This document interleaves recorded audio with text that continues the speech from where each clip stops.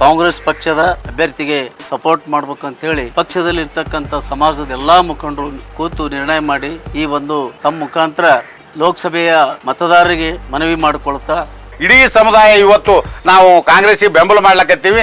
This video is sponsored by Mahalakshmi Jewelers, Manu Multi Speciality Hospital, KBN University, Shaheen Group of Institutions, Surat Khazana, Al Sharia Group of Institutions, Curl.fit, Big Neuropsychiatry Hospital, and by Alimi Public School. ಪತ್ರಿಕಾ ಬಳಗಕ್ಕೆ ಸ್ವಾಗತಿಸುತ್ತಾ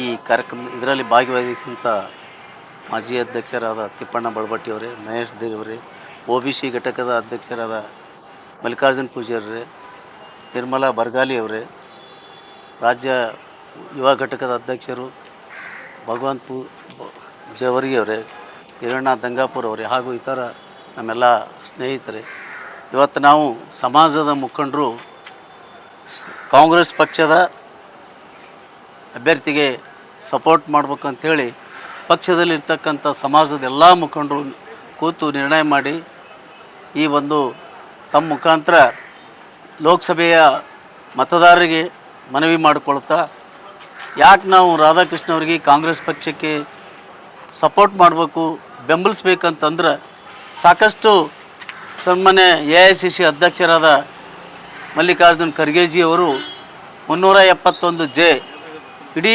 ಸಮುದಾಯದಲ್ಲಿರ್ತಕ್ಕಂಥ ವಿದ್ಯಾರ್ಥಿಗಳಿಗೆ, ನೌಕರರಿಗೆ, ನಮ್ಮ ಸಮಾಜದ ಅನೇಕ ಹುಡುಗರಿಗೆ medical, engineering seat ಸಿಕ್ಕವ.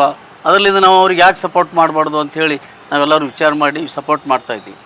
ಅದರ ಜೊತೆಲೇ ಎಲ್ಲ ಸಮುದಾಯ ಜೊತೆಗೆ ಅನುಕೂಲ ಆಗಂಗೆ ಅನೇಕ ESI ಆಸ್ಪತ್ರೆ ಇರ್ಬೋದು, ಪೊಲೀಸ್ ಟ್ರೈನಿಂಗ್ ಸೆಂಟರ್ ಇರ್ಬೋದು, ಸೆಂಟ್ರಲ್ ಯೂನಿವರ್ಸಿಟಿ ಇರ್ಬೋದು, ಇಂಥವು ಅನೇಕ ಜಿಲ್ಲೆಯಲ್ಲಿ ಕಾರ್ಯಕ್ರಮಗಳನ್ನು, ಅಭಿವೃದ್ಧಿ ಕಾರ್ಯಗಳನ್ನು ಮಾಡಿದ್ದಾರೆ. ಬರೀ ಸುಳ್ಳು ಹೇಳೋರಲ್ಲ. ಮೋದಿ ಬರೀ ಸುಳ್ಳು ಆಶ್ವಾಸನೆ ಕೊಡೋದು, ಸುಳ್ಳು ಹೇಳ್ತಾರೆ. ಆದರೆ ಕಾಂಗ್ರೆಸ್ ಪಕ್ಷದಲ್ಲಿ ಸುಳ್ಳು ಹೇಳಲ್ಲ, ಮಾಡ್ತೀವಿ ಇಲ್ಲ ಅಂದ್ರೆ ಇಲ್ಲ. ಒಂದು ಉದಾಹರಣೆ ಹೇಳಬೇಕಂದ್ರೆ ಬರೀ ಗಾಳಿ ಮೇಲೆ ಮೋದಿ ಎಲ್ಲ ಸೀಟ್ಗಳು ಬರ್ತಾವಂತ. ಅದು ಎಷ್ಟು ದಿನ ಗಾಳಿ ಬೀಸ್ತದೆ, ಒಣಗಾಳಿಯಲ್ಲಿ ಮನುಷ್ಯಗೆ ಎಷ್ಟು ಹಾನಿ ಆಗ್ತದೆ. ಹಿಂದಕ್ಕೆ ನಮ್ಮದು ಇಂದಿರಾ ಗಾಂಧಿಯವರ ಗಾಳಿ ಇತ್ತು. ಇಂದಿರಾ ಗಾಂಧಿಯವರು ಬರೀ ಗಾಳಿ ಇರಲಿಲ್ಲ, ಗರೀಬಿ ಹಟಾವ್, ಬ್ಯಾಂಕ್ ರಾಷ್ಟ್ರೀಕರಣ, 20 ಅಂಶ ಕಾರ್ಯಕ್ರಮ, ಅನೇಕ ಬಡವರಿಗೆ ಕಾರ್ಯಕ್ರಮಗಳು ಕೊಡ್ತಿದ್ರು, ಕೆಲಸಗಳನ್ನು ಮಾಡ್ತಿದ್ರು. ಇವತ್ತು ಗೇಣಿದಾರರಿಗೆ ಅವರಿಗೆ ಗೇಣಿ ಹಕ್ಕು ಕೊಟ್ಟಂಥ ಪಕ್ಷ ಕಾಂಗ್ರೆಸ್ ಪಕ್ಷ. ಸನ್ಮಾನ್ ದೇವರಾಜ್ ಅರಸು ಅವರು ಇದ್ದಾಗ ಜೀತದ ಆಳುಗಳು ಗೇಣಿದಾರರಿಗೆ ಸಾಕಷ್ಟು ಸಹಾಯ ಸಹಕಾರ ನೀಡ್ತಾ ಬಂದಿದೆ. ಇವತ್ತು ರಾಧಾಕೃಷ್ಣ ಅವರು ಒಮ್ಮೆ ಪಕ್ಷದ ಅಭ್ಯರ್ಥಿಯಾಗಿಲ್ಲ. ಸುಮಾರು 40 ವರ್ಷಗಳಿಂದ ನಾವು ಅವರು ಒಡನಾಡಿ ಗೆಳೆಯರಾಗಿ ಕೆಲಸ ಮಾಡ್ಕೊತ ಬಂದಿದ್ದೆವು. ಅವರು ಅನೇಕ ಪಕ್ಷದ ಸಂಘಟನೆಯಲ್ಲಿ ಇದ್ದು ಭಾಳ ಮಂದಿಗೆ ಗೊತ್ತಾಗಲಿಕ್ಕಿಲ್ಲ. ಆದರೆ ಅವರು ಒಬ್ಬ ರಾಜಕೀಯ ಮನೆತನದಿಂದ ಬಂದವರೇ. ಅವ್ರ ತಂದೆಯವರು 2 ಸಲ ಚಿತ್ತಾಪುರ ತಾಲೂಕಿನ ತಾಲೂಕಾ ಬೋರ್ಡ್ ಮೆಂಬರ್ ಆಗಿದ್ದರು. ನಾವು ಸಣ್ಣವರಿದ್ದೇವೆ, ಅವಾಗ ತಾಲೂಕಾ ಬೋರ್ಡ್ ಇತ್ತಿತ್ತು.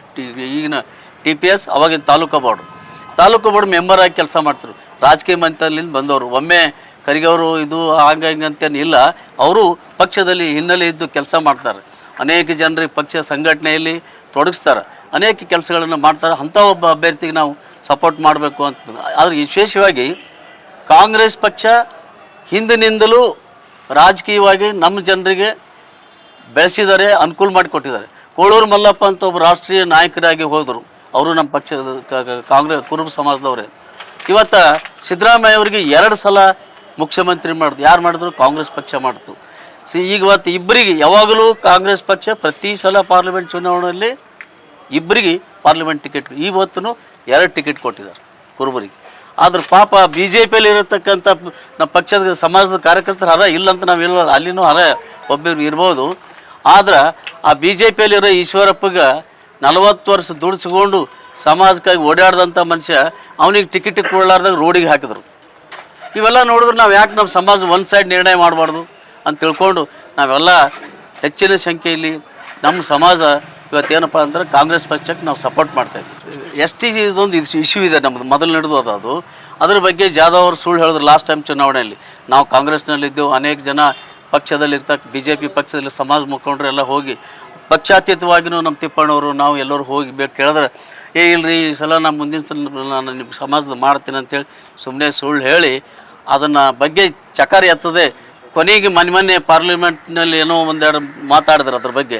ಆದರೆ 5 ವರ್ಷ ಸುಮ್ಮ ಕೂತು ನಮ್ಮದು ರಾಜ್ಯದ ಕ್ಯಾಬಿನೆಟ್ಲಿಂದ ಇದೇನು ಯತ್ನಾಕಲ್ ರಿಪೋರ್ಟು ಅವು ಎಲ್ಲ ಸರಿಯಾಗಿ RGI ಮುಂದಿದೆ, ಟೇಬಲ್ ಬಂದು ಕ್ಯಾಬಿನೆಟ್ ತರಬೇಕು, ಮಾಡಬೇಕು, ಪಾರ್ಲಿಮೆಂಟ್ಗೆ ಒಯ್ಬೇಕು, ಅಷ್ಟೇ ಕೆಲಸ ಇದೆ. ಅದನ್ನು 5 ವರ್ಷ ಮಾಡೋದು ಅವ್ರಲ್ಲಿಂದ ಆಗಲಿಲ್ಲ.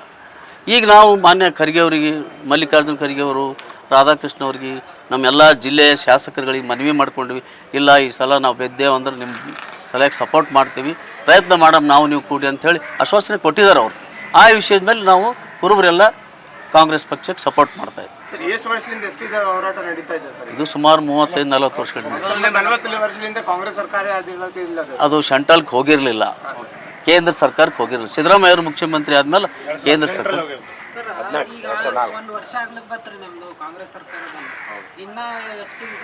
ಇಲ್ಲ, ಅದು ರಾಜ್ಯ ಸರ್ಕಾರದ ಅಲ್ಲಲ್ಲ.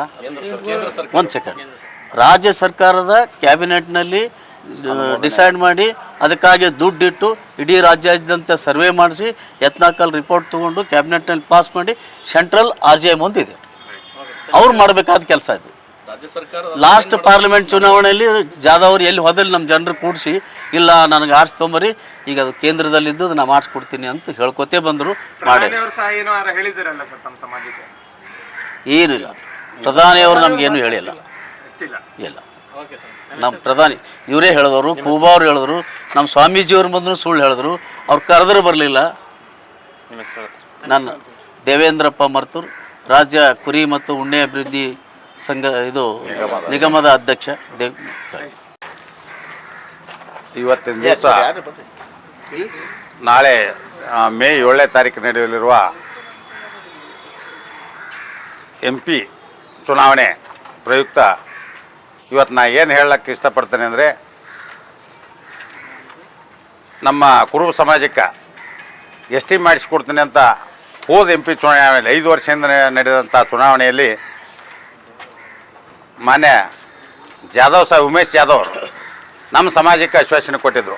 ನಿಮ್ಗೆ RGIದಲ್ಲಿ ಫೈಲ್ ಇದೆ, ಆ ಫೈಲ್ ಏನಪ್ಪ ಅಂತಾರೆ ಅಮಿತ್ ಶಾ ಹೋಮ್ ಮಿನಿಸ್ಟರ್ ಅವರಿಗೆ ಭೇಟಿ ಮಾಡಿ ಅದನ್ನೇನಪ್ಪ ಅಂತ ನಾನು ನಿಮ್ಗೆ ST ಮಾಡಿಕೊಡ್ತೀನಿ ಅಂತೇಳಿ ಒಂದು ಆಶ್ವಾಸನೆ ಕೊಟ್ಟು ಕುರುಬ ಸಮಾಜದ ಮತ ಪಡೆಯುವುದರ ಮೂಲಕ ಆಯ್ಕೆಯಾದರು. ಇವತ್ತು 5 ವರ್ಷ ನಾನು ಜಿಲ್ಲಾಧ್ಯಕ್ಷ ಇದ್ದೆ, ಕುರುಬ ಸಂಘದ ಜಿಲ್ಲಾಧ್ಯಕ್ಷ ಇದ್ದೆ. ಈಗ ನಮ್ಮ ಸ್ವಾಮೀಜಿಯವರ ನೇತೃತ್ವದಲ್ಲಿ ಹಾಗೂ ಈಶ್ವರಪ್ಪ ಸಾಹೇಬರ ನೇತೃತ್ವದಲ್ಲಿ 4 ಸಲ ಏನಪ್ಪ ಅಂತ ದೆಹಲಿಗೆ ಕರ್ಸ್ಕೊಂಡ್ರು ನಮ್ಮನ್ನು. ದೆಹಲಿಗೆ ನಾವು ಅಲ್ಲಿ ಹೋಗಿ ಮುಟ್ಟೋದ್ರೊಳಗಾಗಿ ಉಮೇಶ್ ಜಾಧವ್ ಅವರು ಕಲಬುರಗಿಯಾಗ ಇರ್ತಿದ್ರು. ಯಾಕೆ ರೀ ಸಾಹೇಬ್ರೆ ಏನಪ್ಪ ಅಂತ ನಮ್ಗೆ ಯಾಕೆ ಮೋಸ ಮಾಡಕತ್ತೀರಿ, ನಾವು ತಿರುಗಾಡ್ತೀವಿ, ನೀವು ಇದ್ರೆ ಏನಪ್ಪ ನಮ್ಗೆ ಸಿಗ್ಲಿಕ್ಕೆ ತಯಾರಿಲ್ಲ ಅಂತ ಪ್ರಶ್ನೆನೂ ಮಾಡಿದೆವು. ಇಲ್ರಿ ನಮ್ದು ಅರ್ಜೆಂಟ್ ಕೆಲಸ ಇತ್ತು ಅಂತ ಹೇಳಿದ್ರೆ, ಇದೇ ಟೈಪ್ ಏನಪ್ಪ 4 ಸಲ ಏನಪ್ಪ ದೆಹಲಿಗೆ ಹೋಗಿ ಬಂದೆವು. ಒಂದು 10 ಲಕ್ಷ ರೂಪಾಯಿ ಸುಮ್ಮನೆ ತಿರುಗಾಡಿ ಹಾಳು ಮಾಡಿಸಿದ್ರು ವಿನಃ ಅದಕ್ಕೆ ಏನೂ ಏನಪ್ಪ ಒಂದು ಕಾರ್ಯರೂಪಕ್ಕೆ ತರಲಿಲ್ಲ. ಇವತ್ತು ಜಾಧವ್ರಂಥ ಸುಳ್ಳು ಇಲ್ಲಿ ಯಾವ MP ನಾನು ಕರ್ನಾಟಕ ರಾಜ್ಯದಲ್ಲಿ ಹೇಳಿಲ್ಲ ಅಂತ ನನಗೆ ಅನಿಸಿಕೆ. ಯಾಕೆಂದರೆ ನಮಗೆ ನೋವು ಆಗ್ತಾಯಿದೆ.